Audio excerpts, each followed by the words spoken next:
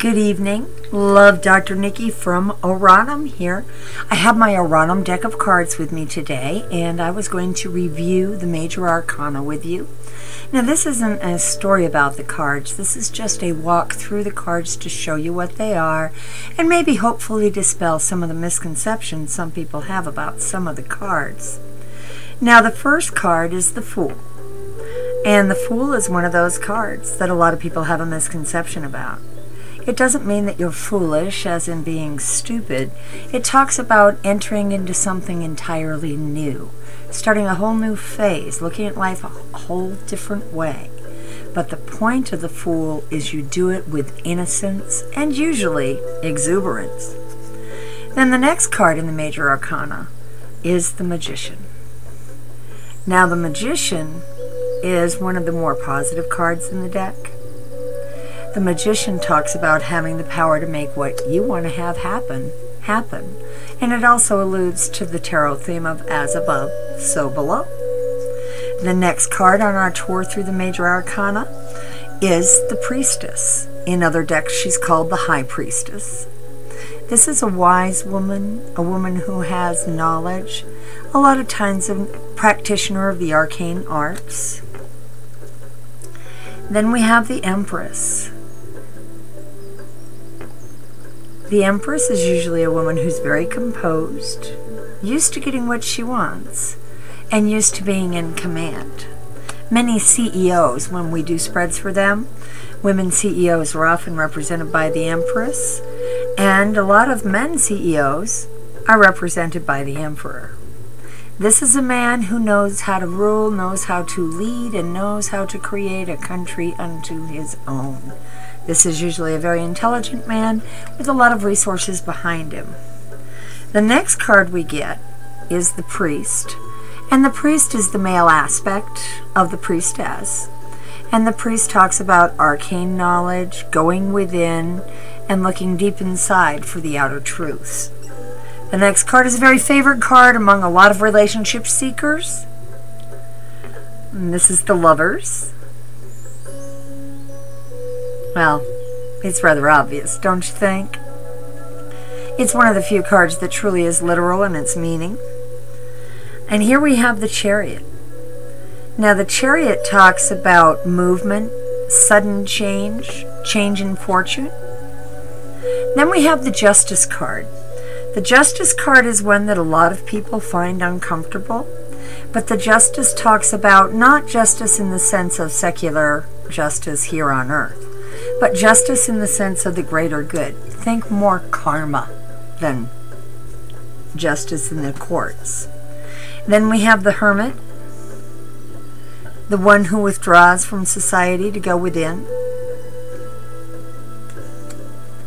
And then this is one of my favorite cards in the deck. It's the Wheel. In some decks it's called the Wheel of Fortune. And the Wheel is an amazing, amazing card. It talks about just how fortune, kismet, karma all comes in together and mixes all up, and that it's all on the wheel, and sooner or later it's going to come back down to what you earned. Then the next card we have is usually almost always represented with a woman with a large wildcat. Here we have a woman with a lioness, and it's the card of Strength. And it talks about the inner strength more than the physical strength. It talks about that intestinal fortitude to keep pushing and keep doing. Now, here's a card that a lot of people find uncomfortable for a good reason. This is the Hanged Man. And the Hanged Man talks about being indecisive, not being sure which way you want to go, not really looking ahead, kind of staying in stasis, not making a decision when you should be. Now, this next card is one that most people really have a hard time with. Yes, it's the dreaded Death card. Now, the Death card really isn't that bad. If you're not happy with your life the way it is, the one thing you need is some change in your life. The Death card very rarely talks about a physical death. What the Death card talks about is the death of a situation, the change of a situation, or something along that nature. as opposed to a physical death of a person. Then the next card we have, and this is such a beautiful card, is Temperance. Isn't she beautiful? Temperance is patience, my friend. Yes, that's the hard one, right? But it is. Temperance talks about tempering your actions, slowing things down, giving things time to manifest and roll out for you. So when the Temperance card comes up, look at it as a blessing. It's time to take a break. Then the next card is another one that bothers people, and that's the Devil. Now, the Devil is a difficult card, but something a lot of people don't realize is you see down here the couple are chained to the rock. If you look, it's just looped around the rock, and anytime the couple wanted to, they could remove those chains from the rock and walk away. However, that's the message of the Devil, being tied to old ideas, not letting go that which is past, trying to hold on to a grudge you should have let go of a long time ago. All three of those conditions could be represented by the Devil in your spread. And then the next one we have, this is another one that makes a lot of people uncomfortable. The next one we have is the Tower. And it does look like a rather dramatic card, doesn't it? With that lightning bolt coming down and striking the steeple. What the Tower talks about is complete and inexorable change. Change that cannot be stopped, that it is just going to happen. Sometimes when the Tower comes up, it's best to just let go and see what happens. But the Tower is a signifier of change. And as most people do want to affect some kind of change in their life, usually, not always, but usually, it's in a positive aspect and that the change is going to bring better for you.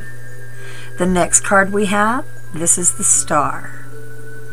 One of my favorite cards, and the symbology of the star seems to be pretty much inherent through all the decks. It's always a woman standing on one foot, pouring water out of urns that she's holding in her hands. And the star's primary meaning is faith, hope, and inspiration.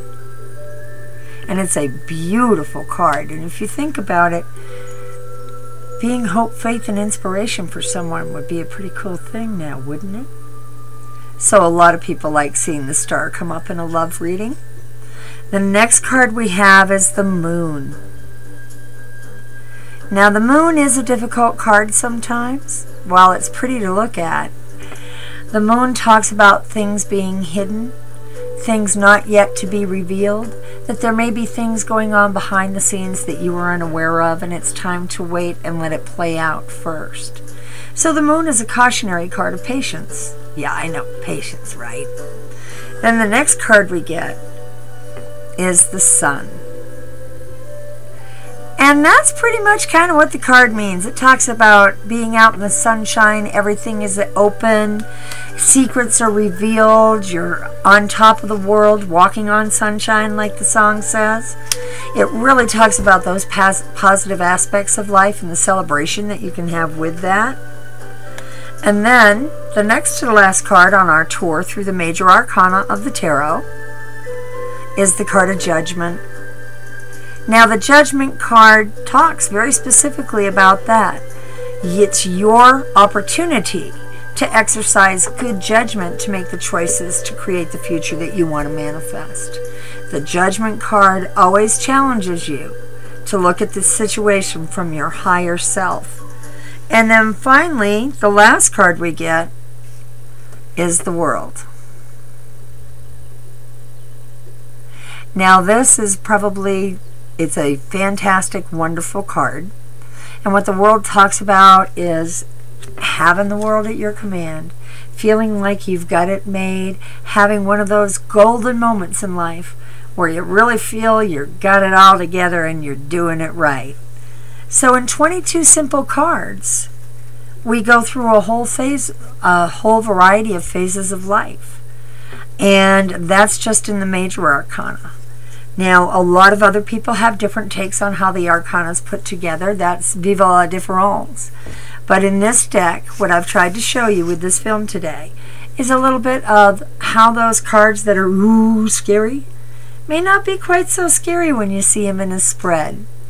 I'm Love Dr. Nikki from www.oranum.com, and I hope you'll stop by and talk tarot with me someday.